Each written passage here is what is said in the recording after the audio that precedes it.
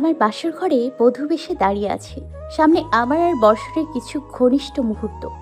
সামনে দাঁড়িয়ে থাকা আমার সদ্য বিবাহ করা স্বামীর মুখ লাল হয়ে গেছে রাগে।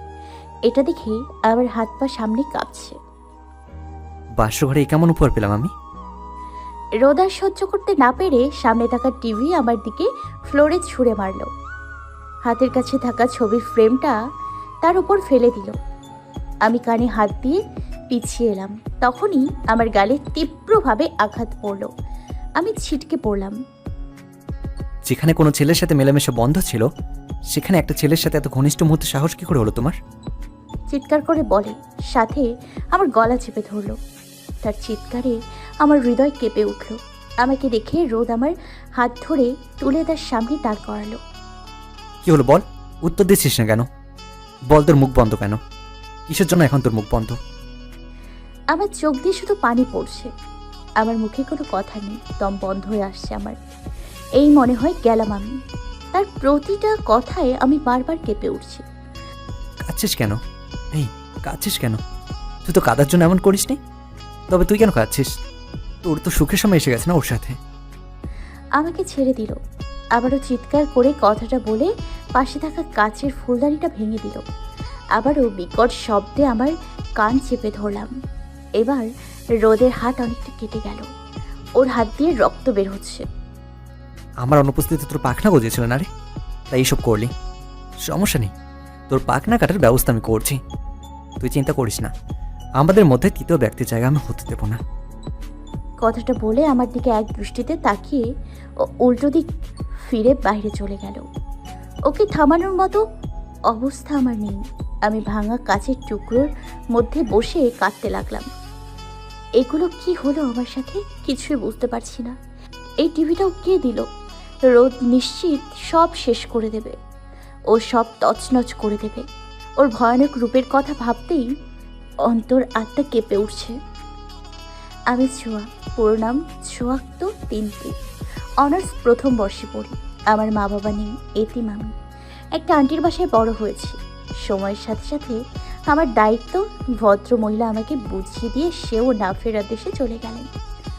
তার বাড়িতেই থাকতাম আমি। আমার সামনে যে ছিল সে আমার স্বামী রোদ চৌধুরী, পেশা ইঞ্জিনিয়ার। উনি আমার জীবনে এসছে আরও 5 বছর আগে, যখন আমি ক্লাস 10-এ পড়ি। তখন থেকে আমার জীবনে আমার বাবা আর সে বাদে কোনো ছেলের অস্তিত্ব আসেনি বললেই চলে। গত 1 বছর সে একটা কাজে বাইরে ছিলেন। তার দেশে আসার একদিন পরেই হুট করে আমাকে একদিনের মধ্যে বিয়ে করে তার ঘরে তুলে এই বিষয়ে আমার কোনো মত জানার প্রয়োজন কেউ মনে করেনি, ধরে বিয়ের পিঁড়িতে বসে দিল। আমার আর বর্ষণের সম্পর্কটা কিছুটা অনাকাঙ্ক্ষিত ঘটনা। উনি 1 বছরের জন্য বাইরে চলে গেলে কি করে কি হয়ে গেল সত্যি করে আমি একবারও ভাবিনি যে কেউ জানলে কি হবে। একে তো ছিল পাগলের মতো, এখন আরো পাগল হলো। উফ, আর কিচ্ছু ভাবতে পারছি না, সব গুলিয়ে যাচ্ছে। নির্জন রাস্তায় বিয়ের সাজে শেরওয়ানিটা পরে বহু দূর ড্রাইভ করেছে ফুল স্পিডে রোদ। একটা সময় গাড়িটা থামিয়ে বাইরে নেমে আসে। মিষ্টি শীতল বাতাস বইছে। একদম নির্জন একটা পরিবেশ। ঝিঝি করে ডাকছে ঝিঝি পোকাগুলো। রোদ বিকট একটা চিৎকার দেয়। ভেতরের আগুনগুলো কোনো মতে বের হতে চাচ্ছে না। কেন করলে ছোঁয়া এমন? কেন করলে ছোঁয়া? কি ক্ষতি করেছিলাম আমি? ভালোবেসেছিলাম তোমায়, বলেছিলাম না কোনো তৃতীয় ব্যক্তি আমাদের মধ্যে জায়গা হবে না। তুমি তাও আমাদের মধ্যে অন্য কাউকে নিয়ে এলে। কেন করলে ছোঁয়া? ভীষণ ভালোবাসি তো তোমায়, তুমি কেন বোঝো না? রোদ মাটিতে হাঁটু মুড়ে কান্না করছে আর কথাগুলো বলছে। সত্যি সবকিছু ধোঁয়াশা লাগছে তার কাছে। কেমন সবকিছু অন্ধকার। ভালোবাসা থেকে এমন প্রতারণা সে নিতে পারছে না। সকালে ভাঙা কাচ আর এলোমেলো ঘরের মধ্যে নিজেকে এলোমেলোভাবে আবিষ্কার করে ছোঁয়া। গলাটা ভীষণ ব্যথা হয়ে আছে। ধীরে ধীরে খাট ধরে ওঠার চেষ্টা করে। খুব কষ্টে আয়নার সামনে এসে দাঁড়ায়। দেখতে পাই গালে তার 5টা আঙুলের দাগ স্পষ্ট। এগুলো দেখে ছোঁয়ার ভীষণ কষ্ট হচ্ছে, কিন্তু কিছু বলার কোনো অবস্থা নাই। ছোঁয়ার কথা শুনবার মতো কেউ নেই। পৃথিবীতে ছোঁয়ার যে আপন বলতে কেউ নেই। আচ্ছা, যদি কাল রোদের জায়গায় বর্ষণ থাকতো তবে কি বর্ষণ এটা করতো? না, বর্ষণ আমাকে খুব বেশি ভালোবাসে। ও কখনো এমন করতো না। ছোঁয়া আবার কথাগুলো ভেবে কান্না শুরু করে দিল। হঠাৎ তার রুমে ঠকঠক করে শব্দ শোনা যায়। ছোঁয়া নিজেকে সামলে দরজা খোলে। সামনে একজন সার্ভেন্ট দাঁড়িয়ে। ম্যাম, স্যার এই শাড়ি পরে রেডি হতে বলেছে। ছোঁয়া মহিলাটার হাতে একটা শাড়ি দেখতে পায়, একটা নীল রঙা শাড়ি। ছোঁয়া সেটা সার্ভেন্টের হাত থেকে নিতেই সার্ভেন্ট চলে যায়। ছোঁয়া বেশ ভালোই জানে এখন ছোঁয়া জেদ করে শাড়িটা না পরলে হয়তো আরো খারাপ কিছু হবে, তাই চুপচাপ গোসল করে শাড়িটা পরে নেয়। ঘরের ভেতরের অবস্থা দেখলে ছোঁয়ার হৃদয় বারবার কেঁপে উঠছে। কাল রাতের ভয়ানক ঘটনার কথা ছোঁয়ার মনে পড়ছে বারবার। ছোঁয়া শাড়িটা পরে আয়নার সামনে রাখা কিছু গয়না পরে নেয়, আর সেই সময় হাজির হয় রোদ। রোদকে দেখে আমার অন্তরাত্মা ভয়ে কেঁপে ওঠে। ও ঠিক আমার পেছনে দাঁড়িয়ে আমার দিকে শীতল দৃষ্টিতে তাকিয়ে রয়েছে। আমি তাকে দেখে ফ্রিজ হয়ে গেছি। কিছুক্ষণ পর ও তাকানো বাদ দিয়ে এগোতে শুরু করলো। এবার ওর এগোনো দেখে আমি আরো ভয় পেয়ে গেলাম। আমার হাত পা কাঁপতে লাগলো। হঠাৎ আমাকে অবাক করে দিয়ে ও আমার চোখে একটা কালো কাপড় বেঁধে দিলেন। কি করতে চাচ্ছে ও? আমি তো কিছুই বুঝে উঠতে পারছি না। কাল রাতে ছিল কই? যাক, কাল রাতে কোথায় ছিল সেটা তো জানা যাবে না, কিন্তু এখনও কি করবে? আমার ভাবনায় অবসান ঘটিয়ে সে আমায় কোলে তুলে নিল। এবার মনে হয় জান যায় যায় অবস্থা। কোথায় নিচ্ছে আমাকে আর কেন?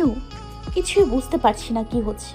আমি বুঝতে পারছি সে আমাকে কোলে করেই হাঁটতেছে। আমি চুপচাপ তার শার্ট খামচে ধরে রেখেছি। কেন জানি না ভয় করছে অনেকটা সময় পর মনে হলো সে থেমেছে। আমাকে নামিয়েও দিলেন। তারপর আমার পেছনে এসে আমার কানের কাছে ফিসফিস করে বললেন, রেডি তো সারপ্রাইজের জন্য? ওনার এমন কথা শুনে সত্যি মনে হচ্ছে এবার বোধহয় আমি ভয়ে আর দাঁড়িয়ে থাকতে পারছি না। আমাকে এমনভাবে ভয় পেতে দেখে সে আমার চোখ থেকে কালো পট্টিটা খুলে দিল। সামনে তাকিয়ে আমার পায়ের তলা থেকে মাটি সরে গেল। আমার সামনে হাত, মুখ এবং পা বাঁধা অবস্থায় পড়ে আছে বর্ষণ। ওকে ওভাবে দেখে আমার হৃৎপিণ্ড থেমে যাচ্ছে। আমি রোদের হাত থেকে ছোটার চেষ্টা করছি, কিন্তু রোদ আমার পেছনের ঘাড় ধরে বসে আছে। জান, এমন লাফালাফি করছো কেন? বর্ষণের কাছে যেতে ইচ্ছে করছে বুঝি? খুব ভালোবাসো না বর্ষণকে? কেন ছোঁয়া, আমাকে একটু ভালোবাসা যায় না? কেন আমাকে একটু ভালোবাসা যায় না? আমাকে একটু ভালোবাসো। ওকে এতটা ভালোবাসার অধিকার তোমায় কে দিয়েছে ছোঁয়া? উনি আমার ঘাড়টাকে পেছন থেকে খুব বিশ্রীভাবে চেপে ধরেছে। ব্যথা করছে অনেক। বুকে কিছুটা সাহস নিয়ে বললাম, ওকে ছেড়ে দিন প্লিজ। আমি ওর জীবন আপনার কাছে ভিক্ষা চাচ্ছি। আমার কথা শুনে উনি আমাকে পেছন থেকে আরো জোরে আমার ঘাড়টা চেপে ধরলো। এত ভালোবাসা কবে থেকে জন্ম নিল ছোঁয়া? ওনার কণ্ঠ কাঁপছিল, বুঝতে পারছি তিনি হয়তো কাঁদছেন, কিন্তু আমার সেসব দিকে খেয়াল দিলে চলবে না। উনি হয়তো বর্ষণকে মেরে ফেলবে। বর্ষণ মরলে আমার বেঁচে থাকার কোনো কারণই থাকবে না। রোদ প্লিজ, আমি হাত জোর করে ক্ষমা চাইছি। আপনি যা বলবেন আমি তাই করতে রাজি। রোদ, শুধু ওনাকে ছেড়ে দিন। আমি কাঁদতে কাঁদতে কথাগুলো বললাম। ভয়ে বুকের মধ্যে উথাল পাথাল শুরু হয়েছে। উনি আমাকে জোরে ধাক্কা দিলেন, ফলে আমি গিয়ে সোজা সামনের মাঠে গিয়ে পড়লাম। উনি সোজা হাঁটতে লাগলেন বর্ষণের দিকে। আমি উঠতে যাব, কিন্তু এই ভারী শাড়ির জন্য বেঁধে গেলাম। কাল থেকে এই একই ভারী শাড়ি পরে আছি। আমি তাও কষ্ট করে উঠতে উঠতে দেখি রোদ বর্ষণের কাছে চলে গেছে। আমার হার্টবিট দ্বিগুণ বেড়ে গেছে। আল্লাহ, উনি কি করবে? হুট করে উনি আমাকে অবাক করে দিয়ে বর্ষণের হাত পা খুলে দিল। বর্ষণ অজ্ঞান অবস্থায় আছে, তাই ওর কোনো সোর শব্দ পাচ্ছিলাম না। রাফিদ, ওকে বাসায় পৌঁছে দিয়ে আসো। ওনার লোকগুলো এসে বর্ষণকে নিয়ে গেল। আমি সেখানে ঠাই হয়ে দাঁড়িয়ে রয়েছি। সত্যি উনি বর্ষণকে ছেড়ে দিল। আল্লাহ, ভাবতেই অবাক লাগছে। বর্ষণকে ছেড়ে দিয়ে উনি আমার দিকে এগোতে লাগলো। এবার আমার আরো ভয় হচ্ছে, কি জানি কি করবে। উনি এসে আমার হাত ধরে টানতে টানতে ঘরের ভেতরে নিয়ে যেতে লাগলো। আমি ওনার সাথে ভেতরে গেলাম। ঘরে এসে সোজা আমাকে বিছানার ওপর ছুঁড়ে মারলো। তোমার বর্ষণকে ছেড়ে দিয়েছি। আশা করি এখন আর চিন্তা নেই। চিন্তা থাকলেও কিছু করার নেই। তবে ভুলে যেও না, ওকে মাত্র আমি ছেড়ে দিয়েছি। ওকে আবার তুলে আনতে আমার 1 সেকেন্ডও সময় লাগবে না। সো আমার কথার অবাধ্য হওয়ার চেষ্টা করবে না ছোঁয়া। তাহলে কিন্তু সেটা তোমার বর্ষণের জন্য ভালো হবে না। কথাগুলো বলে আলমারি থেকে একটা শাড়ি বের করে আমার দিকে ছুঁড়ে দিল। শাড়ি পরে গোসল করে নাও, তোমার 10 মিনিটের মধ্যে আমি নিচে সবার সঙ্গে দেখতে চাই। কথাটা বলেই তিনি হনহন করে চলে গেলেন। আমি তার যাওয়ার দিকে তাকিয়ে রইলাম। হাতে শাড়িটা নিয়ে কিছু সময় বসে রইলাম। তারপর মনে পড়ল সে আমাকে 10 মিনিটের কথা বলেছে, তাই ওয়াশরুমে গিয়ে গোসল সেরে নিলাম। আমার মতো রোদেরও কেউ নেই। ওর বাবা মা বলতে শুধু ওর দাদা আছেন। আমি এ বাড়িতে আগেও এসেছি। তখন দাদা আমাকে খুব আদর করত। ওনার দাদা মানুষটা খুবই ভালো। ছোট থেকে রোদকে মা বাবার অপূর্ণতা বুঝতে দেয়নি। এত বড় হয়ে এত কিছু অর্জনের পেছনে রোদের দাদার সব থেকে বড় অবদান। নাতির কোনো চাওয়া কখনো অপূর্ণ রাখেননি তিনি। আজিজ চৌধুরী। তারই ফলস্বরূপ আমার সাথে হওয়া অবিচারকেও তিনি কোনো নাম দেয়নি। আমাকে সবসময় বলে, রোদ তোকে খুব ভালোবাসে মা। ও সত্যি তোকে ভীষণ ভালোবাসে। ওর কাছে কষ্ট পাস না। ও তোকে এতটাই ভালোবাসে যে বারবার হারানোর ভয় পায়, তাই না বুঝে কষ্ট দিয়ে ফেলে। এসব কিছু ভাবছিলাম আর চুল আঁচড়াচ্ছিলাম। চুল থেকে চিরুনিটা সরিয়ে নিজেকে আয়নায় দেখে নিলাম একবার। তারপর নিচে চলে এলাম। নিচে রোদ আর দাদাভাই বসে আছেন ডাইনিং টেবিলে। আমাকে দেখে রোদ হাসি মুখে আমার দিকে এগিয়ে এলেন। সুইটার, এত লেট করলে কেন? এসো বসো, তোমার জন্য সবাই অপেক্ষা করছিলাম। আমার হাত ধরে বলল, কিন্তু উনি এত ভালো ব্যবহার করছেন কেন বুঝলাম না। দাদাজান যেন আমাদের ভেতরে কথার সঙ্গে কোনোভাবেই সংযুক্ত না হয়। উনি সংযুক্ত হলে তোমার বর্ষণ সহ তোমাকে এই পৃথিবীর সঙ্গে আমি সংযোগ বিচ্ছিন্ন করে দেব। আমার কাছে এসে কানের কাছে মুখ নিয়ে কথাগুলো বলে হেসে দিলেন। কি হলো জান, এসো। আমি মলিন হেসে তার সাথে তার পাশের চেয়ারে বসলাম। ছোঁয়া, কেমন আছো? আলহামদুলিল্লাহ দাদা, তুমি কেমন আছো? তোদের এভাবে খুশি দেখে আমি ভীষণ খুশি। শেষ বয়েছে আমি না থাকাকালীন আমার নাতি নাতনিটার খেয়াল রাখতে যে একটা বউ এলো, এটাই অনেক। উফ দাদাজান, তুমি আবার কি শুরু করলে? এসব বললে কিন্তু আমি তোমার সাথে কথাই বলবো না। অভিমানের স্বরে কথাটা বললেন রোদ। আমি তার দিকে চেয়ে আছি। ছোঁয়া, খাবার খাও। দাদার কথায় ধ্যান আসলো। সবাই মিলে খাবার শেষ করলাম। আমি কিছুই খেতে পারছিলাম না। মনে হচ্ছিল গলায় বেঁধে যাচ্ছে। বারবার বর্ষণের কথা মনে পড়ে বুকের মধ্যে কেমন কেঁপে উঠছিল। ওকে কি সত্যি রেহাই দিয়েছে নাকি আমাকে শুধু শুধুই বলল? কিছুই বুঝতে পারছি না, কি সত্যি কি মিথ্যা। খাবার শেষ করে রুমে চলে এলাম। বিছানায় বসে বসে ভাবছি, সত্যি কি বর্ষণকে রেহাই দিয়েছে উনি? হঠাৎ কারোর পায়ের শব্দে ধ্যান ফিরল। সামনে তাকিয়ে দেখি রোদ দাঁড়িয়ে। আমি মাথা নিচু করে নিলাম। উনি আমার সামনে বসলেন, আমার মুখটা উঁচু করে ধরলেন। মায়াবী এই মেয়েটা শুধু আমার জন্য ছিল, তাই না? আমার সব স্বপ্ন, আমার সব গোছালো স্বভাব সব তার জন্য ছিল। সব গোছালো স্বভাবকে অগোছালো করে সব স্বপ্নগুলোকে ভেঙে দিয়ে মায়াবতী আমার হৃদয়টাকে দু টুকরো করে বিভক্ত করে দিল। কি করে পারলে তুমি এমনটা, কি করে করলে ছোঁয়া? খুবই ধীর কণ্ঠে সে কথাগুলো বলল। তার বলা প্রতিটি কথা আমার ভেতরে উথাল পাথাল দিয়ে যাচ্ছে। আমাকে কিছু না বলতে দেখে হঠাৎ আমার গলা চেপে ধরলো খুব শক্ত করে। হুট করে এমন হওয়াতে কিছুটা ভ্যাবাচাকা খেয়ে গেলাম। কেন খেললি আমাকে নিয়ে ছোঁয়া? কেন আমার জায়গায় তুই অন্য কাউকে দিলি? তুই এই সাহস পেলি কোথায় ছোঁয়া? আমাকে খুব শক্ত করে ধরেছে রোদ।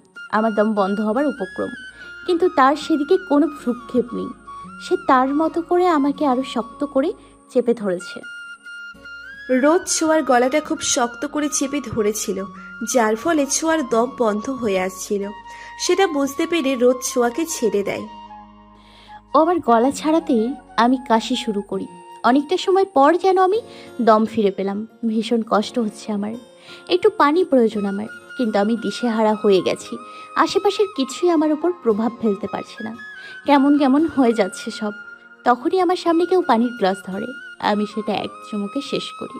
কিছুটা স্থির হয়ে সামনে দেখি রোদ দাঁড়িয়ে।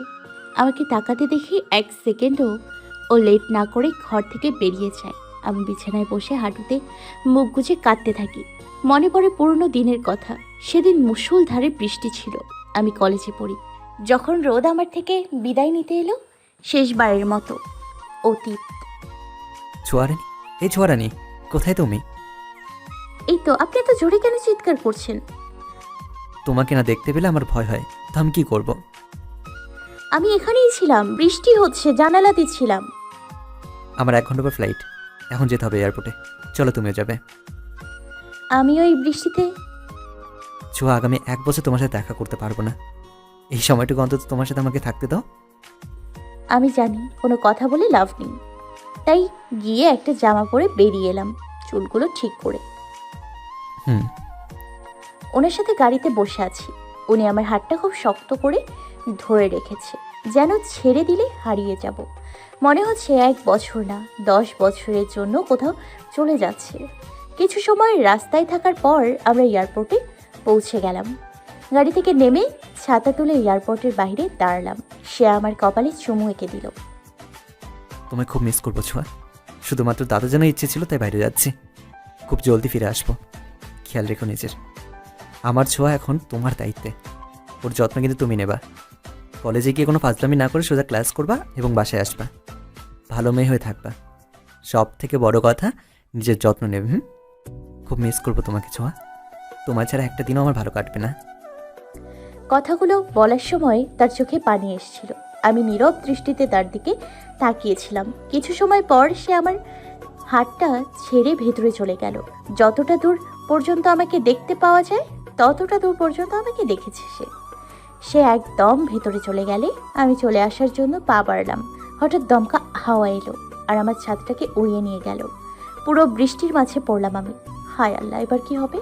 আমি দৌড়ে গাড়ির কাছে আসতে গেলে উল্টো দিক থেকে একটা গাড়ি আমার সামনে চলে এলো। প্রচণ্ড ভয়ে হাত দিয়ে চোখ আটকে নিলাম। তখনই মনে হলো কেউ ঝড়ের গতিতে এসে আমাকে টান মারলো। আমি তার সাথে লেপ্টে গেলাম বৃষ্টির মধ্যে।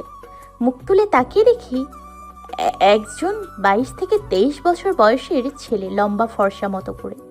ছেলেটার মুখে বোধহয় মায়া আঁকা ছিল, না হলে আমার দৃষ্টি তার দিকে থেকে সরছিল না কেন খোদাই জানে। হঠাৎ ছেলেটা শুকনো কাশি দিল। এই যে ম্যাম, এখানে ভাবে রাস্তায় চলে তো যে কোনো গাড়ি নিমেষে আপনাকে বেটে দেবে। আমি তার থেকে সরে এলাম, আর কোনো কথা বললাম না। আমাকে চুপ থাকতে দেখে ছেলেটা আবার বলল, কি হলো ম্যাম? আপনার জীবন বাঁচালাম আর আপনি দেখি আমাকে উল্টো ভাব দেখাচ্ছেন। কি বলেন? ভাব কেন দেখাবো? ধন্যবাদ আমাকে সাহায্য করার জন্য। আমি এখন আসি। আরে আরে, অপেক্ষা করুন। বৃষ্টিতে ভিজে আপনার অবস্থা খারাপ। এই অবস্থায় আপনি লোকের মধ্যে যাবেন না। এই কোটটা পরে নিন। আমি পাশে থাকা একটা গ্লাসে দেখতে পেলাম সত্যি আমার অবস্থা ভীষণ খারাপ, তাই তার দেয়া কোটটা পরে নিলাম। ধন্যবাদ আবারও। বাই দ্য ওয়ে, এই বর্ষার দিনে আপনার বর্ষণের সাথে দেখা হলো। আমি বর্ষণ, আর আপনি? আমি সোয়া। ছোঁয়া? বাহ, খুব মিষ্টি নাম তো আপনার। ধন্যবাদ। আপনি তো দেখি ধন্যবাদের দোকান খুলে রেখেছেন। যা বলছি তাতে ধন্যবাদ। তা ধন্যবাদ বুঝি ফ্রিতে বিক্রি হয়? ছেলেটার প্রতিটি কথা আমি খুব মনোযোগ দিয়ে শুনছি। বেশ হাস্যরসিক মানুষ সে। ও ম্যাম, ও কই গুম হয়ে গেলেন? জি, আমার মনে হয় এখন বাসায় যাওয়া উচিত। হ্যাঁ চলুন, আমি আপনাকে বাসায় পৌঁছে দিচ্ছি। জি না, তার দরকার নেই, আমার গাড়ি আছে। আচ্ছা, তো মিস ছোঁয়া, এয়ারপোর্টে আপনার কী কাজ, তাই মুষলধারে বৃষ্টির মাঝে? ওনার এই প্রশ্নটা শুনে আমি কিছুটা অপ্রস্তুত হয়ে উত্তর দিলাম, কিছু না, সামান্য কাজ আর কি। আমি এখন আসি, আল্লাহ হাফেজ। কথাটা বলে আমি গাড়িতে উঠলাম। মামা চলো। গাড়ির কাছের ওপাশে ছেলেটাকে বেশ সুন্দর করেই দেখা যাচ্ছে। পকেটে হাত দিয়ে আমার গাড়ির দিকেই তাকিয়ে আছে। আমি আর বেশি সময় তাকে না দেখে সোজা হয়ে বসলাম। বর্তমান ছোঁয়া সব কিছু ভাবতে ভাবতে ঘুমের দেশে চলে গেছে। এদিকে রোদ তার সমস্ত রাগ একটা বালিশের উপর খাটাচ্ছে। বালিশটাকে ছিঁড়ে টুকরো টুকরো করে ফেলেছে, তাও যেন রাগ কমছে না। কি করে পারলে ছোঁয়া আমার জায়গাটা অন্য কাউকে দিতে? কি করে এটা পারলে তুমি ছোঁয়া? আমার কথা কি তোমার একটি বারের জন্য মনে হয়নি? রোদ খুবই ক্লান্ত আজ। জীবনের সাথে এক প্রকার যুদ্ধ করছে সে। দাদাজানের পরে যাকে জীবন দিয়ে ভালোবাসলো সেই ধোঁকা দিল। এই ক্লান্তি কোন পানিতে মিটবে না, এই ক্লান্তি কোনো কিছুতেই মিটবে না। এটা চিরস্থায়ী ক্লান্তি।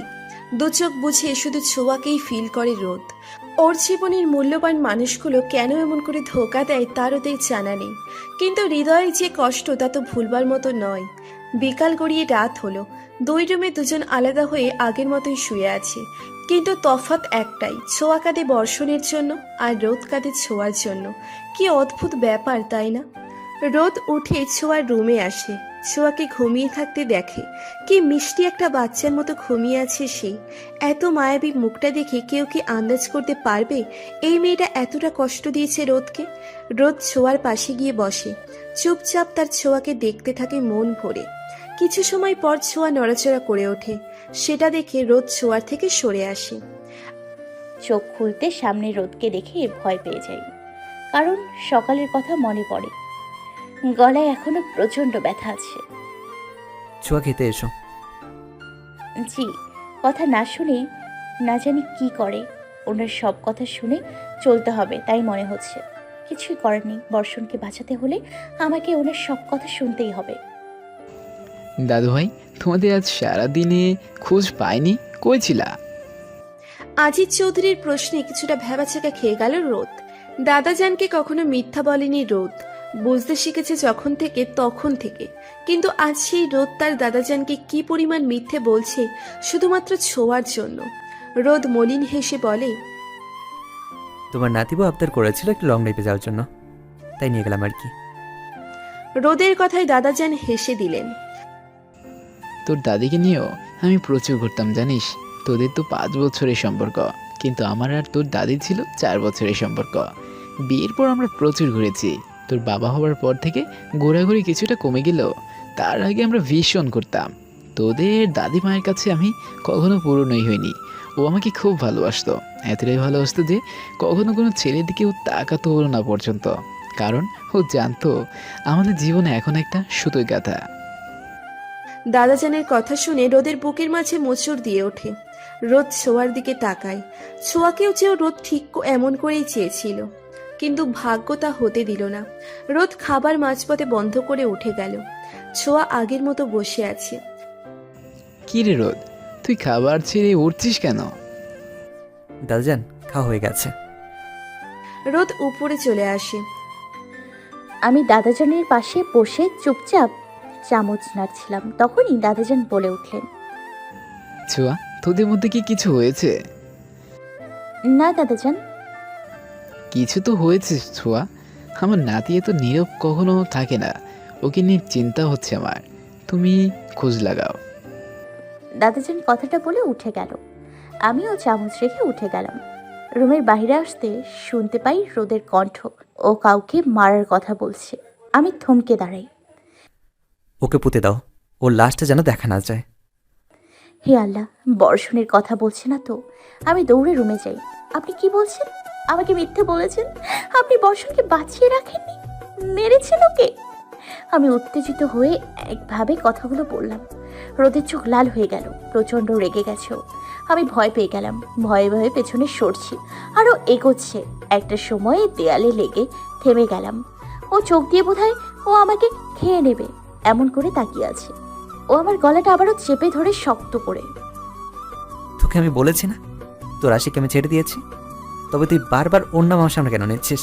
কেন? আমাকে খুব শক্ত করে ধরেছে, এতটাই শক্ত করে যে আমার শ্বাস সত্যি বন্ধ হয়ে গেছে। হাত পা ছুটাছুটিও করছি।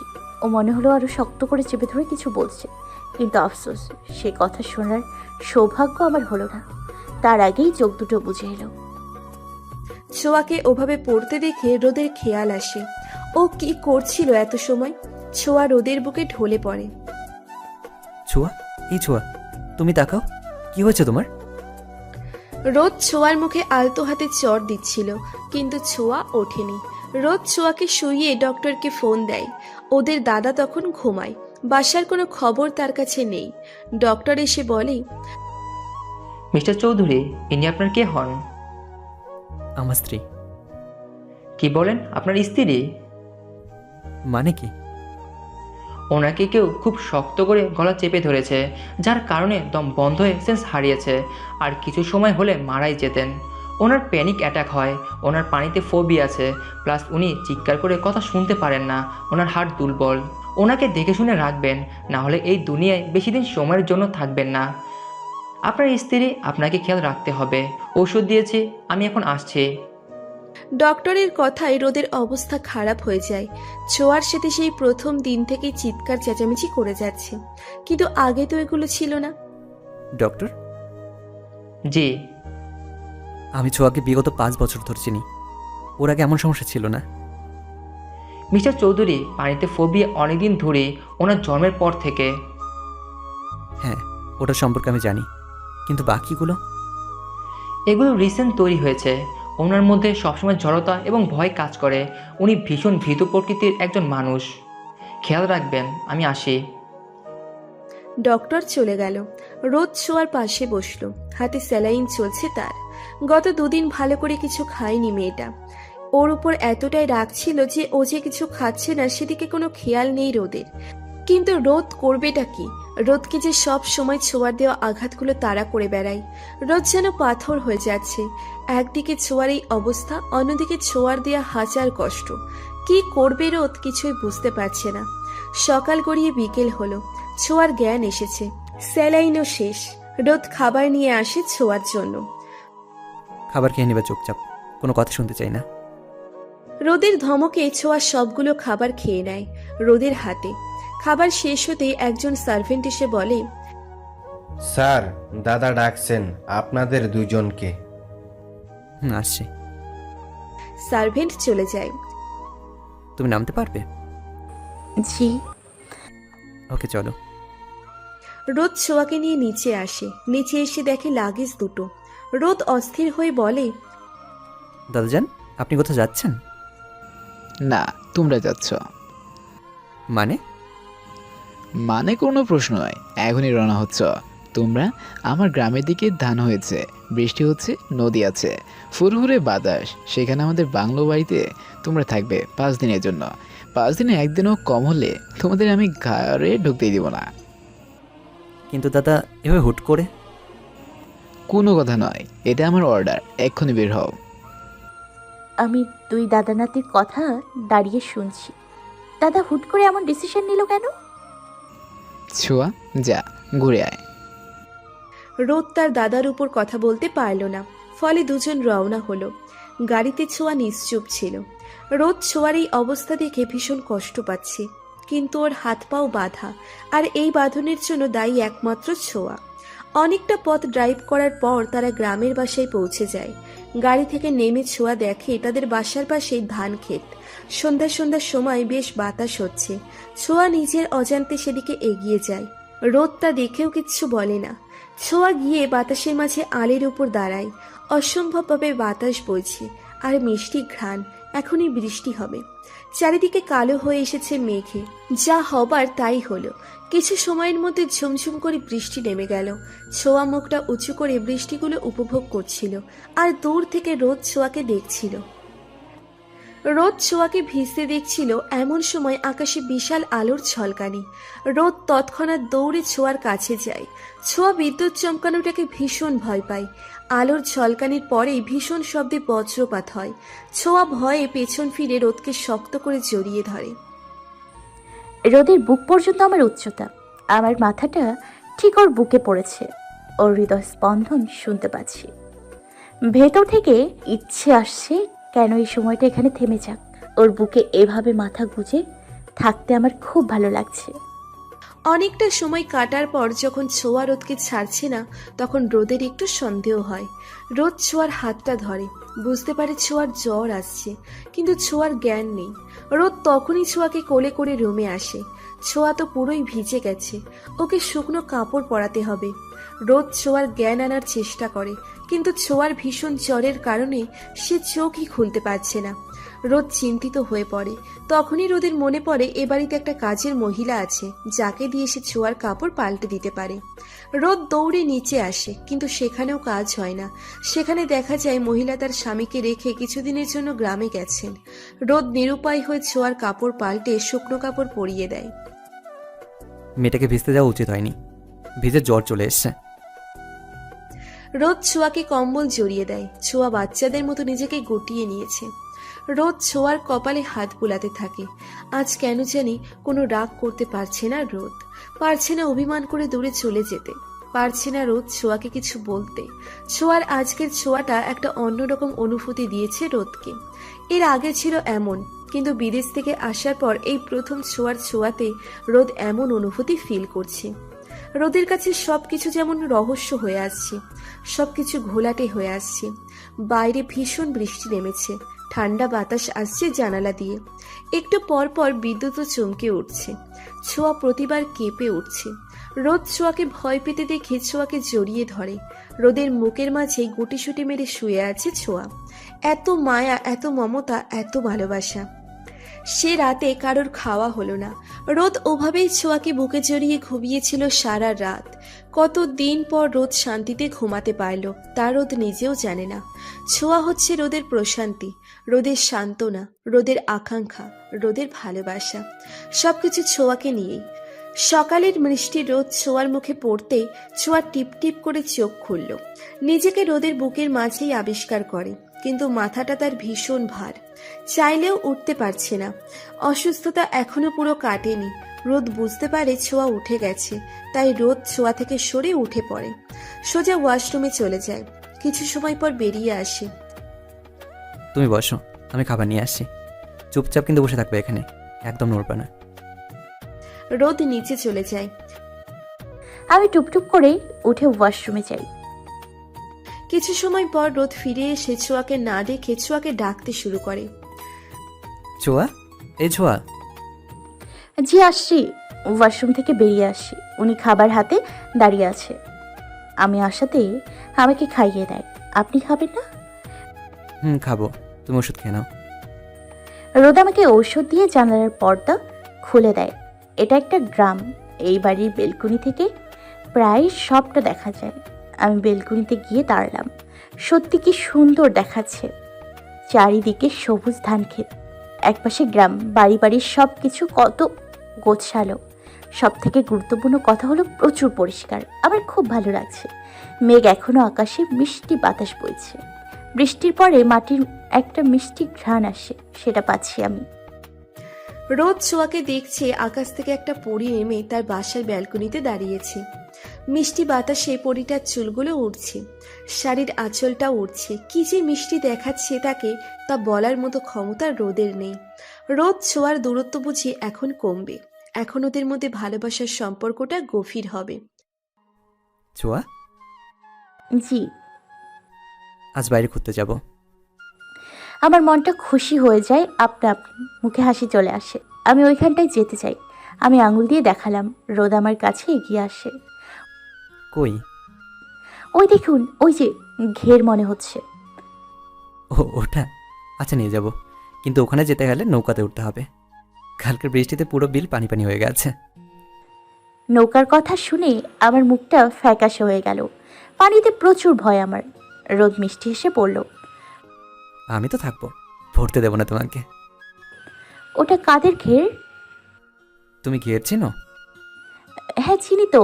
আন্টি তো গ্রামে ছিল, ওনার থেকে ছোট থাকতে অনেক গল্প শুনেছি। আর আমি সবই চিনি, অন্তত এটা বলবো না ধান গাছে কি ফার্নিচার হয়। আমার কথা শুনে রোদ হেসে দিল শব্দ করে। আমি ওর দিকে তাকালাম, ওর হাসিটা মন কাড়া। আচ্ছা, ওটা একটা চাচার ঘের। ওখানে প্রায় সব গাছই আছে, কিন্তু ওর মাঝেও কিন্তু পানি মাছ চাষ হয়, বুঝেছ? আমি এখানে বসে থাকি। খুব ভালো লেগেছে জায়গাটা। আচ্ছা বসো, বাজার করে আসি। এখানে খাবার মতো কিছুই নেই। আচ্ছা। রোদ চলে গেল। আমি বেলকনিতে বসে রইলাম। যদি তোমায় জানাতে পারতাম সব সত্যিটা রোদ, তবে আমাদের মাঝে কোনো দূরত্ব থাকতো না, থাকতো না কোনো সমস্যা। একটা সুন্দর সংসার হতো তোমার আর আমার। মিষ্টি এই সুন্দর পরিবেশ আর প্রিয়জনের সাথে কাটানো প্রতিটা মুহূর্ত আমি উপভোগ করতে চাই। একটা মুহূর্ত ওয়েস্ট করতে চাই না। দুপুরে রোদ বাজার করে নিয়ে আসে। ঔষধের জন্য ছোঁয়ার জ্বর পড়ে গেছে। রান্না করার জন্য এখানে কোনো লোক নেই। রোদ পড়ল মহা চিন্তায়। বাজার তো করেছে, কিন্তু রান্না কি করবে? ছোঁয়া অসুস্থ, ওকে কি বলা ঠিক হবে? রোদের চিন্তামাখা মুখটা দেখে আমি বুঝতে পারছি সমস্যাটা কি হয়েছে। তাই গিয়ে রোদকে বললাম, রান্নাটা আমি করি। না, তুমি অসুস্থ। জ্বর পড়ে গেছে, আমি পারবো। না, দরকার নেই। আরে আমাকে একটু হেল্প করবেন, তাতেই হবে, সরুন আপনি। ওনাকে সরিয়ে কিচেনে গেলাম, কাজ শুরু করলাম। এখানে সবই আছে, কিন্তু থাকার মতো লোক নেই। যাক, সময়গুলো ভালোই কাটছে। আমি একে একে সব রান্না শেষ করি। রোদ আমার পাশে দাঁড়িয়ে আমাকে সব হেল্প করে দেয়। আমিও তার হেল্প পেয়ে সব রান্নাই শেষ করে ফেলি। সব ধরে টেবিলে রাখবো, তখনই রোদ আমার হাত ধরে বসে। তুমি গিয়ে গোসল করে নাও, আমি এগুলো করছি। আচ্ছা, আমি চলে এলাম। ওয়াশরুমে গিয়ে আয়নায় তাকাতে দেখতে পেলাম আমার কাল রাতের শাড়িটা নেই, অন্য একটা শাড়ি। কিন্তু আমার শাড়ি কে বদলে দিল? এ বাড়িতে কোনো মেয়ে মানুষ নেই, তাহলে অবশ্যই রোদই পাল্টেছে। বেশি চিন্তা না করে গোসল করে নিলাম। বাইরে এসে চুলগুলো আছড়ে নিচে চলে এলাম। রোদ এদিকে সব গুছিয়ে ফেলেছে। আমি নিচে নামতে আমার কাছে এগিয়ে এসে আমার হাত ধরে চেয়ারে বসায়, আর নিজে আমার পাশের চেয়ারে বসে পড়ে। নাও, খেয়ে নাও। আপনিও খান। হুম। রোদ খাবার খাচ্ছে। আমি খাবার খাওয়ার মাঝে মাঝে ওর দিকে তাকাচ্ছি। সে খুবই তৃপ্তি করে খাচ্ছে। তোমার হাতে রান্না অনেকদিন পর খাচ্ছি। বাড়ি গিয়ে খুব মিস করতাম তোমাকে। মনে আছে আগে তুমি রোজ আমার জন্য রান্না করতে? রোদের কথায় আমার মনে পড়ে গেল পুরনো সেই দিনগুলোর কথা। ছোঁয়া তখন ক্লাস 11-এ সবে উঠেছে। অতীত। বর্ষা, কি রে? দেখো আমি তো ভুলেই গেছি। রোদ আমার জন্য অপেক্ষা করছে কলেজের বাইরে। আমি ওকে প্রায় 30 মিনিট দাঁড়িয়ে রেখেছি, তাও ওই খাটাস পোলার লগে কথা কইতে গিয়ে। উফ, কেন যে পথ আটকালো। রোদ তো রেগেই আছে এখন। যদি জানতে পারে একটা পোলার লগে কথা কইছি, তাহলে আমারে মাইরাই ফেলবে। কি করতাম কত। তোর একটু বাড়াবাড়ি। তোকে বললাম চল, আর তুই মজে গেলি। আরে ধুর, আমি কি জানতাম নাকি ওই বেয়াদব আমারে প্রপোজ করবে? হ, জানতো না। আমি বলেছিলাম, এখন বুঝো ঠেলা। দেখ বর্ষা, প্লিজ কিছু কর, হেল্প মি। একটা আইডিয়া আছে, কিন্তু যদি তুই পারিস তবে। কি আইডিয়া? রান্না পারিস তো, তাই না? হুম। তো এই 1 বছরে কখনো রোদকে রান্না করে খাইয়েছিস? না। তুই গিয়ে ওকে তোর রান্না করা খাবার খাইয়ে বলবি সরি ফর লেট। তাতেই হবে? শিওর তুই? হ্যাঁ, তাতেই হবে, শিওর আমি। আচ্ছা তাহলে এখন? এখন তো ভাইয়া কিছু বলবে না, চুপচাপ গাড়ি চালিয়ে বাসা যাবে, তাই না? তা তো। বাসায় গেলে ওনার হাত ধরে ঘরে বসাবি, তারপর রান্না করবি। আচ্ছা ধন্যবাদ বাবু। দূর, চল। ছোঁয়া বর্ষার সাথে রোদের কাছে যায়। রোদের মুখ দেখে বোঝা যাচ্ছে রোদ ভীষণ রেগে। ছোঁয়া চুপচাপ রোদের সাথে বাসায় চলে আসে গাড়ি থেকে নেমে। রোদ, হুম। চলুন একটা জিনিস দেখাবো। রোদ কোনো কথা না বলে ছোঁয়ার সাথে হাঁটা শুরু করলো। রোদ ছোঁয়ার বেডরুমে গিয়ে ছোঁয়ার পড়ার টেবিলের চেয়ার টেনে বসে। রোদ আর যাই করুক কখনো ছোঁয়ার কথা ফেলেনি। ছোঁয়া দৌড়ে গিয়ে রান্নাঘরে চলে যায়। এক বাটি নুডলস বানিয়ে নিয়ে ঘরে আসে। রোদ ছোঁয়ার বইগুলো দেখছিল। ছোঁয়া বাটি নিয়ে রোদের দিকে এগিয়ে আসে। সরি ফর লেট, আর এমন হবে না। ছোঁয়ার নরম গলার কথা শুনে রোদ ছোঁয়ার দিকে তাকায়। হাতের বাটি দেখে রোদ কিছুটা অবাক হয়। কি হলো? নুডলস। রোদ ভ্রুকুচকে তাকায়। আরে আমি রান্না করেছি আপনার জন্য। রোদ হেসে দেয়। তুমি রান্না পারো? হ্যাঁ। আগে বলনি তো। এখন তো বলছি, রাগ কমেছে? রোদ হেসে বলল, ছোঁয়া রানী, তুমি আমার মনে রানী, তোমার ওপর রাগ করে থাকা যায় নাকি? রোদ ছোঁয়ার রান্না খাবার খেয়ে প্রশংসায় পঞ্চমুখ। ভালোবাসে যে মেয়েটাকে, তার সবকিছুই ভালোবাসে রোদ। বর্তমান। ছোঁয়া, এই ছোঁয়া, হুম। খাচ্ছ না কেন? শরীর খারাপ করেছে? না তেমন কিছু না, খাচ্ছি। ছোঁয়া রোদ খাবার শেষ করে। পুরোটা দিন মেঘলা আকাশ ছিল, বিকালেও ফুরফুরে বাতাস, সাথে মেঘ করা আকাশ। ছোঁয়া, জি। চলো, যাবে না? ওই জায়গায়? হুম। আচ্ছা চলুন। তুমি একটা লাল শাড়ি পরো। লাল শাড়ি কেন? এমনি পরে এসো। রোদের কথার জন্য একটা লাল শাড়ি পরলাম, চুলগুলো বেঁধে একটু লাল লিপস্টিক দিয়ে রোদের সাথে বের হলাম। রোদ কিছু সময় রাস্তা ধরে ড্রাইভ করার পর একটা বাড়ি নিয়ে গেল আমাকে। সেখানের সবাই রোদকে আর আমাকে দেখে খুব খুশি, তারা ব্যস্ত হয়ে পড়ল। আরে চাচু, কিচ্ছু করতে লাগবে না, তোমাদের বৌমা ওই ঘরটা থেকে দেখতে চায়, তাই নিয়ে এলাম। এ তো বড় ভালো কথা। তুই বস বাবা, আমি আবিরকে বলছি। আবির রহিম চাচার ছেলে। আচ্ছা চাচা, আবির এখন কি করছে? ও এখন ইন্টার দ্বিতীয় বর্ষে পড়াশোনা করছে। আচ্ছা, বড় হয়ে গেছে? হ্যাঁ, ছেলেপোলা বড় তো হবেই একদিন। কথায় কথায় আবির চলে আসে। আবির আসার পর আমরা রওনা দিই বিলের মাঝের উদ্দেশ্যে। চারিদিকে পানি, আমি পানির দিকে তাকাচ্ছি না, ভয় করছে। রোদে সে আমার হাতটা ধরে, আমি যেন ভয়টা কাটিয়ে উঠতে পারি। আর চারিদিকে শান্ত পরিবেশ, ফুরফুরে বাতাস উপভোগ করতে শুরু করি। কিছু সময় পর আমরা সেই ঘেরে পৌঁছে যাই। সেখানে নানা রকম ফলের গাছ আর ভেতরে মাছের চাষ। খুব ভালোই কাটলো সময়। রোদ কিছু ছবি তুলল, ঘুরে দেখলাম সবটা। ভয় করেনি আমার, কারণ রোদ আমার হাতটাই ছেড়ে দেয়নি। আমার শুধু মনে হচ্ছিল ওর সাথে কেন আমার এত দূরত্ব, কেন ওকে আমি ভালোবেসেও বলতে পারি না, কেন এমন হয়। সব সময় আমার ভালোবাসার মানুষগুলোকেই দূরে রাখতে হয়, অনেক দূরে, তাদেরকে কষ্ট দিতে হয়। আমিও কষ্ট পাই, ওরাও কষ্ট পায়। ছোঁয়া, হুম। এদিকে আসো। অন্যদিকে এগিয়ে গেলাম। উনি আমার কানে একটা ফুল গুজে দিল। এখানে আবার ফুল গাছও আছে? আমি হেসে দিলাম। দেখো, এখানে একটা নৌকা আছে, তুমি চাইলে তোমায় নিয়ে এই পানিতে নামতে পারি। না, আমার ভয় করে। আচ্ছা ঠিক আছে, চলো তাহলে বাসার উদ্দেশ্যে যাওয়া যাক। আরও কিছু সময় থাকি, একটু বৃষ্টি আসুক। না, কাল বৃষ্টিতে ভিজে তোমার জ্বর হয়েছে, আজকে আমি আর কোনো রকমের রিস্ক নিতে চাই না। চলো বাসায় চলো। আচ্ছা, মন খারাপ করে। রোদ আমার মন খারাপ দেখে এসে দিল। আবারও নিয়ে আসবো, আরও 4 দিন আছি তো। ওর কথায় হেসে দিলাম আমি। তারপর রওনা হলাম বাসার দিকে। ওই আঙ্কেলরা আমাদের আসতে দিতে চাইছিল না, কিন্তু রোদ থাকলো না। বাসায় এসে দেখি কাপড়ে কাদা লেগেছে, তাই কাপড় পাল্টে ফ্রেশ হয়ে নিলাম।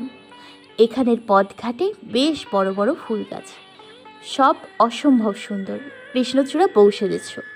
আমার এই ফুলটা ভীষণ পছন্দ। একবার রোদের কাছে বায়না করেছিলাম, রোদ আমাকে পুরো একটা গাছ এনে দিয়েছিল। ভয় পাবেন না, বড় না, মিনি সাইজের গাছ। ওটা এখনও আমার বেলকনিতে আছে। আমার পছন্দের জন্য রোদের বাসা, মানে এখন আমারও বাসা। সেখানে বাগানে লাল কমলা রঙের বড় বড় কৃষ্ণচূড়া গাছ আছে। প্রতিবার ফুলের সময় আমি বাগানে মনে হয় সারাটা দিন কাটিয়ে দিই। ও ওয়াশরুম থেকে বেরিয়ে এসে দেখি অবাকের চরম সীমায় পৌঁছে গেলাম। রোদ হাতে একটা বড় ডাল কৃষ্ণচূড়া ফুল নিয়ে হাজির। নাও, তোমার জন্য। কি করে আনলেন? আছে, কিছু গ্রামের ছেলে মেয়ে, ওরা পেরে দিল। ধন্যবাদ। পছন্দ হয়েছে? অনেক পছন্দ হয়েছে। রোদ ওয়াশরুমে চলে গেল। আমি ফুলগুলোকে একটা জায়গায় রেখে বসলাম। বিছানায় মাথা দিতেই মাথাটা কেমন অসহ্য ব্যথা শুরু করলো। দুহাত দিয়ে চেপে ধরলাম। এমন তো আগে কখনো হয়নি। হুট করে মাথা ব্যথা কেন হচ্ছে এত তীব্র আকারে? পাশে থাকা পানি খেয়ে নিলাম। উফ, সহ্য হচ্ছে না, ভীষণ যন্ত্রণা হচ্ছে। তখনই রোদ বের হলো ওয়াশরুম থেকে। ছোঁয়াকে মাথা চেপে ধরতে দেখে ছোঁয়ার কাছে এগিয়ে যায় রোদ। কি হয়েছে ছোঁয়া, কোনো সমস্যা? আমার না ভীষণ মাথা ব্যথা হচ্ছে রোদ, সহ্য হচ্ছে না। ছোঁয়ার এমন কণ্ঠ শুনে রোদ বিচলিত হয়ে পড়ল। তুমি বালিশে মাথা দাও। রোদ ছোঁয়ার মাথাটা বালিশে উঠিয়ে দেয় আর আলতো হাতে ছোঁয়ার মাথা টিপে দিতে থাকে। রোদের মাথা এভাবে টিপে দেওয়ার কারণে ছোঁয়ার বেশ আরাম লাগছে। ছোঁয়া চোখ বন্ধ করে রোদের কোমর পেঁচিয়ে ধরে ঘুমের দেশে পাড়ি দেয়। ছোঁয়া যখন গভীর ঘুমে তখন রোদ ছোঁয়ার হাত ছাড়িয়ে ওকে জড়িয়ে ছোঁয়ার পাশে শুয়ে পড়ে। রাত 8টা, ঢাকা শহরে। রুমের মধ্যে অগোছালোভাবে বসে আছে বর্ষণ। একটা মেয়ে বর্ষণের দিকে এগিয়ে এসে ওর অগোছালো চুলগুলো গুছিয়ে দিতে লাগলো। বর্ষা প্লিজ, এখন এগুলো ভালো লাগছে না। কেন বর্ষণ, কি হয়েছে? আমি কি কোনো ভুল করেছি? তুমি কেন ভুল করবে? আমার ভালো লাগছে না। কি জানি ছোঁয়া কেমন আছে। ছোঁয়ার কথা ভেবে ভেবে অসুস্থ হয়ে পড়ছো। কি অবস্থা করেছো শরীরের? সারাদিন এইভাবে অগোছালো জীবনযাপন করো, এগুলো করলে কি ছোঁয়া ভালো হয়ে যাবে? ছোঁয়া আমার একমাত্র বোন বর্ষা। ওর হাতটা যখন ধরেছিলাম তখন আমি প্রথম মায়ের স্পর্শের কথা মনে করেছিলাম। ও ঠিক আমার মায়ের মতো যেন বর্ষা। ও যে আমার ছোট্ট একটা বোন তা বুঝিনি কখনো। সব সময় বড়দের মতো শাসন করতো। আমি ওকে ছাড়া থাকতে পারছি না। কি জানি ও রোজ সেদিন আমায় কেন তুলে নিয়ে গিয়েছিল। নিশ্চিত কে ওকে ছোঁয়া আমার হাত ধরা ছবি দিয়েছিল। কিন্তু তুমি তো জানো বর্ষা, ও আমার বোন। এই কথা আমি না রোদকে বলতে পারছি, না ছোঁয়ার থেকে দূরত্ব সইতে পারছি। আমার ছোঁয়াটা কেমন আছে তা খোদাই জানে। বর্ষা বর্ষণের ঘাড়ে হাত দেয়। প্লিজ বর্ষণ, এভাবে ভেঙে পড়ো না। তোমাদের সিচুয়েশন আমি বুঝতে পারছি, আমি বুঝতেছি সব কিছু, কিন্তু কি করব বলো? সৃষ্টিকর্তা যা চায় তাই তো হয়। আমার বিশ্বাস ছোঁয়া একদিন রোদ ওকে অনেক ভালো রাখবে। তুমি রোদকে চেনো না বর্ষা। ও আমাকে যেদিন তুলে রেখেছিল ওই দিন আমি বুঝে গিয়েছিলাম ছোঁয়ার সাথে কেউ আমাকে বাজেভাবে উপস্থাপন করছে। কিন্তু কাউকে বুঝতে দেওয়া যাবে না ছোঁয়া আমার বোন। আমি কেমন ভাই, বর্ষা নিজের বোনের সাথে হওয়া অন্যায় ঠেকাতে পারছি না। বর্ষণ, একটা সময় আসবে যখন তুমি সব ঠেকাতে পারবে। প্লিজ এখন মন খারাপ করো না। বুঝতে পারছি না বর্ষা, আমার বোনটাকে আমি কি করে বিপদ থেকে রক্ষা করব। আল্লাহর উপর ভরসা রাখো, ইনশাআল্লাহ ভালো কিছু হবে। বর্ষণ বর্ষার হাতে চুমু খায়। তোমার জন্য আমার জীবন একটু ইজি হয়ে গেছে। তুমি তো আমার সব বর্ষণ, আমার জীবনে তুমি ছাড়া কেউ নেই। ছোঁয়া ঘুমোচ্ছে। বন্ধ চোখে ছোঁয়াকে কি অসম্ভব মায়াবী লাগছে তা বোঝানোর ক্ষমতা রোদের নেই। ছোঁয়া রোদের বুকের মধ্যে লেপ্টে আছে। কি মায়াবী ছোঁয়া। রোদের কাছে আজও সবটা কেমন অদ্ভুত। ছোঁয়া কি করে অন্য কারোর সাথে রিলেশনে জড়াতে পারে? রোদের যেন বিশ্বাসই হয় না এই মেয়েটা তাকে ধোঁকা দিতে পারে। মেয়েটা যে ওকে খুব ভালোবাসে। ছোঁয়া রোদের বুকে ঘুমালেই রোদের কলারটা চেপে ধরে এক হাত দিয়ে। বাচ্চারা যখন কারোর কোলে ওঠে তখন এমন যার কোলে ওঠে তার জামা কাপড় আঁকড়ে ধরে, যেন ছেড়ে দিলে পড়ে যাবে। ছোঁয়া ঠিক তেমন করে রোদকে আঁকড়ে ধরে। ছোঁয়ার এই ছোট্ট ছোট্ট কাজ রোদের ভীষণ ভালো লাগে। ভালোবাসার মানুষের সব কাজই ভালোবাসার চোখে ভালো লাগে। কিন্তু এই বাচ্চামিগুলো ছাড়া রোদের জীবন যে অপূর্ণ। রাত 11টা। রোদ ছোঁয়াকে আলতো করে ডাকছে। ছোঁয়া, এই ছোঁয়া, ওঠো। হুম। ওঠো ছোঁয়া, ভাত খেতে হবে তো। ও, আপনিও ঘুমান। রোদ ছোঁয়ার কথা শুনে হেসে দেয়। আরে ওঠো ছোঁয়া। রোদ টেনে ছোঁয়াকে ওঠায়। কি? ছোঁয়ার চুলগুলো সামনে এসে এলোমেলো হয়ে আছে। রোদ সেগুলো গুছিয়ে কানে গুজে দিল। ভাত খেতে হবে, তারপরে ঘুমাবে। এখন ইচ্ছে হচ্ছে না। হবে, ওঠো ওঠো। রোদ ছোঁয়াকে পাঁচকোলা করে টেবিলে নিয়ে আসে।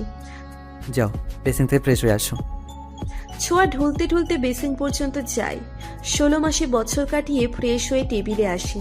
ছোঁয়ার ঘুম পেলেও ও এটাই করে। ওর ঘুমের মাঝে কিছুই হুঁশ থাকে না। খাবার খেয়ে নাও।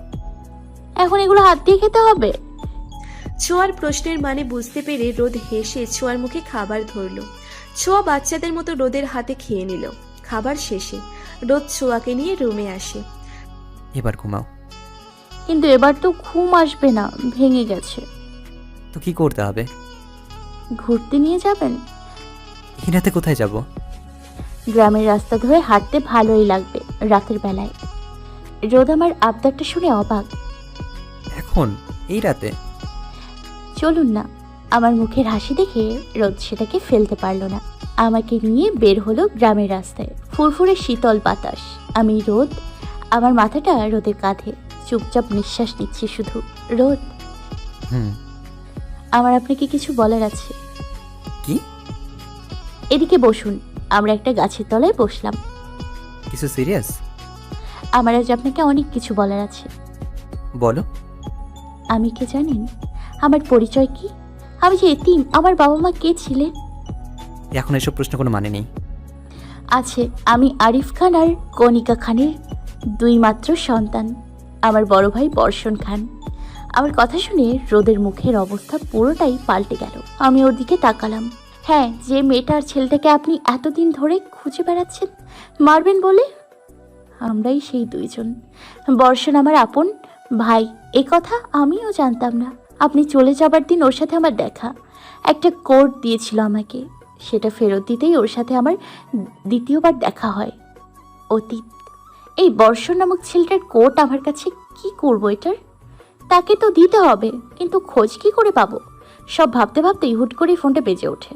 অচেনা নাম্বার থেকে এই সময় কে ফোন করলো? ছোঁয়া ভাবতে ভাবতে ফোন তোলে। আসসালামু আলাইকুম। ওয়ালাইকুম আসসালাম, আমি বর্ষণ বলছি। বর্ষণ, আচ্ছা আপনার কোডটার জন্য ধন্যবাদ। আপনি কোডটা ফেরত দেবো কি করে? কাল দেখা করুন কোথায়? ক্যাফেতে। আচ্ছা। ছোঁয়া ফোনটা রেখে দেয়। পরের দিন সকালে ছোঁয়া সময় মতো ক্যাফেতে পৌঁছে যায়। টানা 3 দিনের বৃষ্টি শেষে সবে রোদ বের হলো। চারিদিকে পানির উপর আলোতে চিকচিক করছে পরিবেশ। বর্ষণ পেছন থেকে ছোঁয়াকে ডাক দেয়। ছোঁয়া পেছনে তাকিয়ে ছোট্ট একটা হাসি দেয়। বর্ষণ ছোঁয়ার সামনে আসতে ছোঁয়ার ব্যাগে থাকা কোটটা বর্ষণকে দেয়, আর বর্ষণ সেটা গ্রহণ করে। এভাবে তাদের সম্পর্কের শুরু হয়। বর্ষণ ছোঁয়াকে বরাবর ছোট বোনের মতো দেখত, ছোঁয়া বর্ষণকে ভাইয়ের মতো দেখত। রোদের অপূর্ণতাকে বর্ষা বুঝতে দেয়নি, সব সময় ভাইয়ের মতো আগলে রেখেছে। 5 মাস পর ছোঁয়া বসে আছে কলেজের বাইরে একটা ছাউনির তলায়। দূর থেকে দেখা যায় বর্ষণ দৌড়ে আসছে। ছোঁয়া বর্ষণকে এভাবে দৌড়াতে দেখে ভয় পেয়ে যায়। কিছু হলো না তো? ছোঁয়া উঠে দাঁড়ায়। বর্ষণ ছোঁয়ার দিকে এগিয়ে ছোঁয়াকে হুট করে জড়িয়ে ধরে। ছোঁয়া হুট করে এ বিষয়টাকে সহ্য করতে পারে না, বর্ষণকে জোরে ধাক্কা দেয়।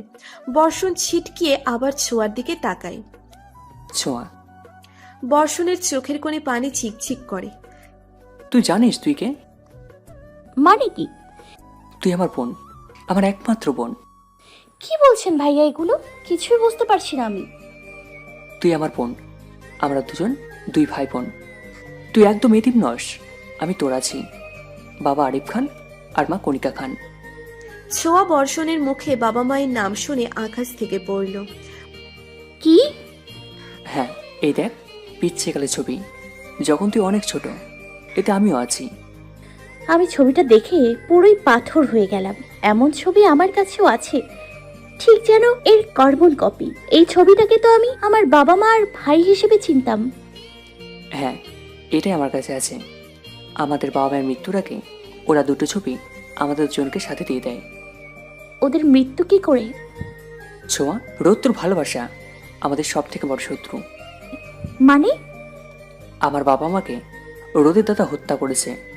সেদিন হয়তো আমিও মারা যেতাম, কিন্তু মা বাবা খুব কষ্টে আমাকে বাঁচিয়ে রেখেছে। কি বলছেন ভাইয়া? ঠিকই বলছি। প্রায় 20 বছর আগের কথা। তুই যখন মায়ের কোলে, আমার বয়স 5 থেকে 6। আমার বাবা মা ছিলেন সাংবাদিক।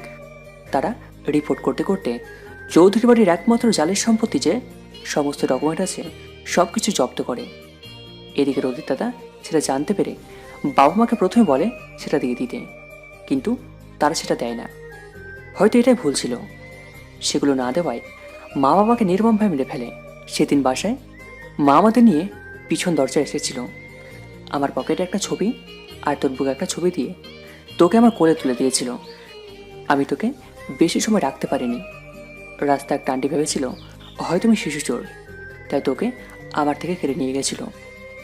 তখন থেকে তুই আমি একা। আমি যে পরিবারের সন্তান হিসেবে বড় হয়েছি, আমাকে ওরা খুব ভালোবাসে। আজ এই পর্যন্ত আমি প্রতিষ্ঠিত হয়েছি তাদেরই জন্য।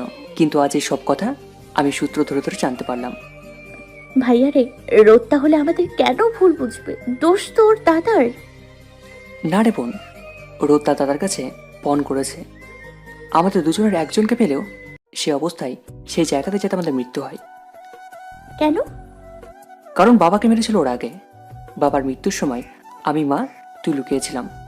তখন বাবা বলেছিল, আমাকে মেরে দিয়ে ভাবিস না, সব কালো কাজ লুকিয়ে যাবে।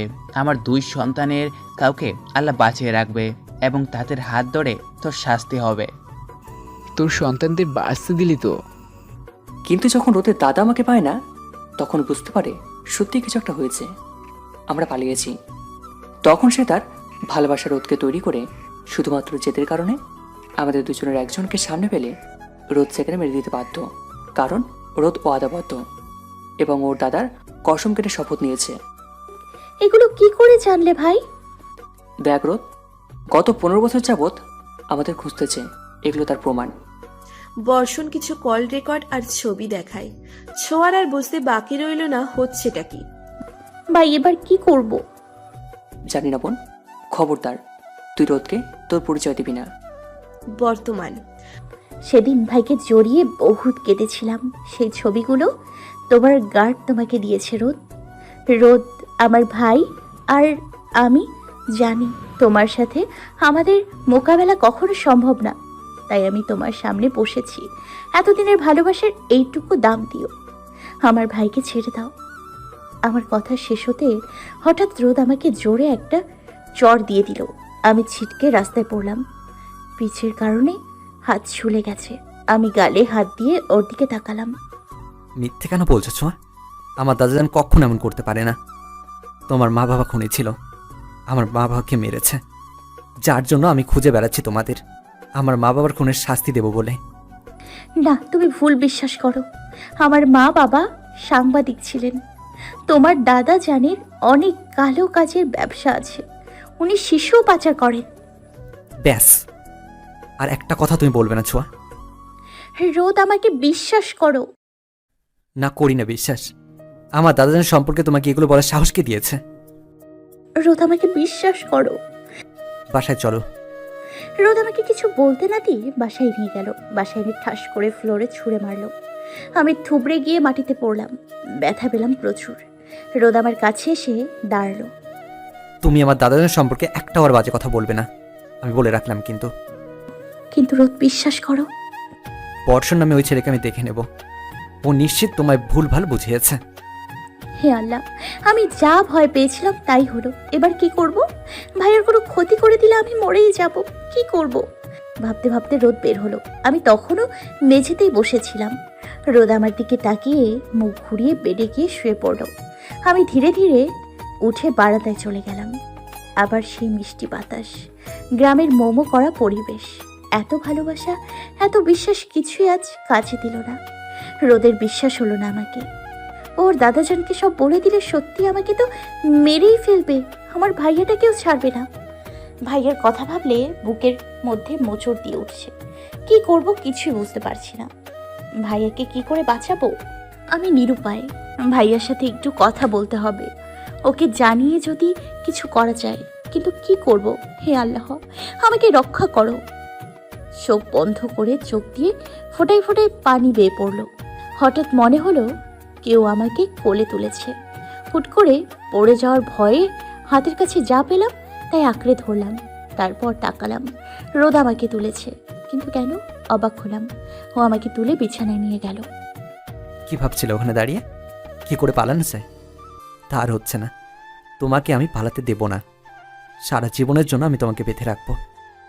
আমি না রাখলেও আমাদের অনাগত সন্তান বেঁধে রাখবে। তুমি আর যাই করো, এই রোদকে তুমি ত্যাগ করতে পারবে না। তুমি চাইলেও না।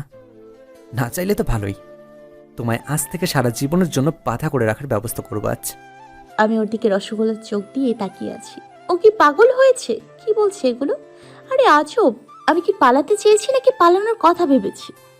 বাইরে ভারী বর্ষা, বৃষ্টির বেগ বেড়ে চলেছে।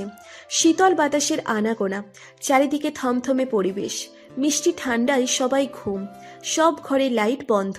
প্রচণ্ড গরমের পর যখন বৃষ্টি হয় তখন এতটা আরাম লাগে যে সবাই ঘুমিয়ে যায়। এই থমথমে সুন্দর পরিবেশে রোদ ছোঁয়ার ভালোবাসাকে আজ সত্যি করে পূর্ণতা দিল রোদ। সকালে বৃষ্টির পর চিকচিক কাচের মতো স্বচ্ছ আলো বের হয়েছে। চারিদিকে সুন্দর আলোতে আলোকিত। ছোঁয়ার মুখে আলোর ঝলকানি পড়তে ছোঁয়ার ঘুম ভেঙে যায়। ঘুম ভাঙতেই নিজেকে রোদের বাহুডোরে আবদ্ধ দেখতে পাই। ওর হাতের বাঁধন আলগা করার চেষ্টা করছি, কিন্তু ফলাফল শূন্য। সে আমাকে আরো শক্ত করে জড়িয়ে ধরে। তার মানে কি ও জেগে? আমি আরো একটু নড়তে ও হুট করে আমার ঘাড়ে কামড়ে দিল। আমি ব্যথায় আউ করে উঠলাম। আমার ঘুম হয়নি, নড়ছো কেন? আমি উঠবো। না, ঘুমাবা, চুপচাপ ঘুমাও। আল্লাহ! ছোঁয়া, রাগ উঠিও না প্লিজ। কথাটা বলে সে আবার ঘুমালো। বাহ, মহাশয় ঘুমাবেন আর আমি তার বুকের মধ্যে শুয়ে থাকবো? এমনি তো দরকার, ঘুম তো নয়, ঢং যত সব, অসহ্যকর। ধুর, ভাল লাগে না। চোখ বন্ধ করে নিলাম আবার না চাইতেও। এদিকে বর্ষণ ছোঁয়ার জন্য পাগল হয়ে যাচ্ছে। ছোঁয়ার অবস্থা ঠিক কেমন তা বুঝতে পারছে না। বর্ষা চেষ্টা করছে সব সময় বর্ষণের সাথে থাকার, কিন্তু জেনে শুনে বোনকে রাক্ষস গুহায় রাখার পর পৃথিবীর কোনো ভাইয়ের চোখেই ঘুম থাকবে না। বর্ষণ জানে ছোঁয়া যদি কখনো ভুল করেও সত্যিটাকে রোদকে বলে, রোদ তো বিশ্বাস করবেই না, উল্টে তার বোনটার উপর টর্চার করবে। ছোঁয়া বলেছিল, ভাই, আমার বিশ্বাস রোদ আমার কথা বুঝবে। বর্ষণের মাথায় শুধুমাত্র একটা কথা, ছোঁয়া কখনো এ কথা রোদকে বললে রোদকে তো মেন্টালি ফিজিক্যালি টর্চার করবেই, সাথে বর্ষণকে হয়তো ছেড়ে দিবে ছোঁয়ার জন্য।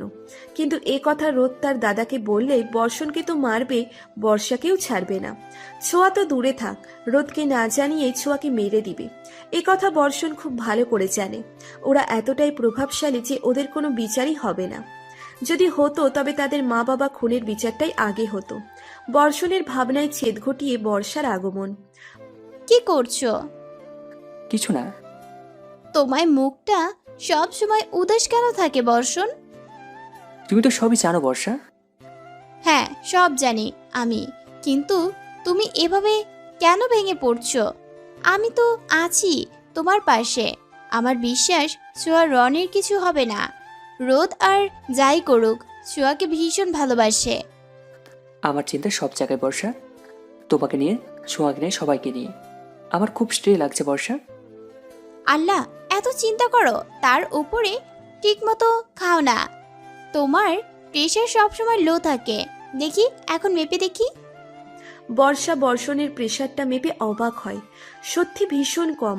বর্ষণের মুখ দেখে বোঝা যাচ্ছে ও কতটা চিন্তা করছে। বর্ষা গিয়ে ডিম আর দুধ দিয়ে আসে, জোর করে সেটা বর্ষণকে খাইয়ে দেয়। ভালোবাসার মানুষটার এমন অবস্থা কেউই দেখতে পারে না। সকাল না দুপুর 12টা বাজে, মহাশয়ের ঘুম ভাঙতেই সে আমাকে ছেড়ে দেয়। এতটা সময় শুধু শুধুই আটকে রেখেছিল। উঠে গোসল করে একটা গোলাপি রঙের শাড়ি পরলাম।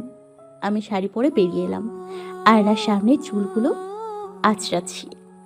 ব্যালকনি থেকে ছোঁয়াকে দেখা যাচ্ছে, গোলাপি রঙের শাড়িটা ছোঁয়ার এই সৌন্দর্য আরো বাড়িয়ে দেয় রোদের চোখ, কারণ রোদ ছোঁয়াকে ভালোবাসে। ভালোবাসার চোখ দিয়ে তুমি যাকে দেখবে সেই পৃথিবীর মধ্যে সব থেকে সুন্দর মানুষটি। ছোঁয়া রোদের কাছে রোদের হুড়পড়ি। এই হুড়পড়ি যে এত সুন্দর, এত মায়া তার মুখে, এত মমতা তার বুকে, এটা আসলে শুধু রোদ উপলব্ধি করতে পারে। রোদ তো ছোঁয়াকে দেখতে দেখতে সারা জীবন কাটিয়ে দিতে রাজি। রোদ যখন ছোঁয়াকে দেখে তখন পাশ থেকে কেউ ওর হুঁশ না ফেরালে ওর হুঁশ ফেরে না। ঠিক এতটা ভালোবাসে সে ছোঁয়াকে। চুল আঁচড়াতে আঁচড়াতে মনে পড়লো, এই বাসায় তো কেউ নেই, খাবার রান্না তো আমাকেই করতে হবে। দেখো কি পাঁচি লোকের সাথে আবার বিয়ে হয়েছে, শুধু শুধু এই 12টা পর্যন্ত টেনে বিছানায় রাখার কোনো মানে আছে? হ্যাঁ, চিরুনটা হাতে থেকে রেখে বাইরের দিকে পা বাড়লাম। ছোঁয়াকে নড়তে দেখে রোদের হুঁশ আসলো। ছোঁয়া রুম থেকে বেরিয়ে গেল। এদিকে রোদ রুমে এলো, সেও ওয়াশরুমে চলে গেল। সকালে খাবার রান্না করছি, রান্নার কাজ করছি আর ভাবছি রোদ আমাকে সত্যি একটু বিশ্বাস করলো না। ওর কি মনে হলো আমি সবটা ওকে মিথ্যে বললাম? কিন্তু কেন ওর এমন মনে হলো? ও কি তাহলে আমাকে ভালোই বাসে না? ভালোবাসলে ভালোবাসার মানুষকে বিশ্বাস করতে হয়, কিন্তু না, আর ভাবতে পারছি না। আমাকে এখন যে করেই হোক ভাইয়ার সাথে কথা বলতে হবে। ভাইয়ার সাথে কথা না বলতে পারলে কিচ্ছু হবে না। আমি একটা রান্না চাপিয়ে দিয়ে দৌড়ে বাসায় থাকা টেলিফোনের কাছে গেলাম। আমার ফোনটা সেই বিয়ের দিন রাগের আগে রোদ টুকরো টুকরো করে ছেড়েছিল। পরে আর পরিস্থিতির চাপে রোদকে বলা হয়নি। বলবো কি করে যা হচ্ছে বিগত কিছুদিন। ভাইয়ার নাম্বার ডায়াল করলাম। কিছু সময় রিং হবার পর ভাইয়া ফোন ধরলো। হ্যালো। হ্যালো, আসসালামু আলাইকুম ভাইয়া। কে ছোঁয়া? হ্যাঁ রে ভাইয়া। কেমন আছিস তুই? বোন কোথায় আছিস শোনা আমার? ভাইয়া রে, রোদ আমাকে বিশ্বাস করে নাই। মানে তুই ওকে সব বলেছিস? হ্যাঁ। কেন বলছিস ছোঁয়া? আমি জানতাম ও বিশ্বাস করবে না। ভাইয়া তুই বর্ষাকে নিয়ে দেশের বাইরে চলে যা প্লিজ। আমি তোকে ফেলে কোথাও যাব না, ওরা তোকে মেরে দেবে। দিলেও কোনো সমস্যা নেই, তোকে আমার কসম, তুই বর্ষাকে নিয়ে চলে যা। তুই এটা কি করলি ছোঁয়া? কসম কেন দিলি? হ্যাঁ ভাইয়া তুই চলে যা, রোদের হাতের কাছে তুই পড়লে তোকে মেরেই দেবে। ওর দাদাজানকে আর ওর দাদাজানকে জানালে সব শেষ।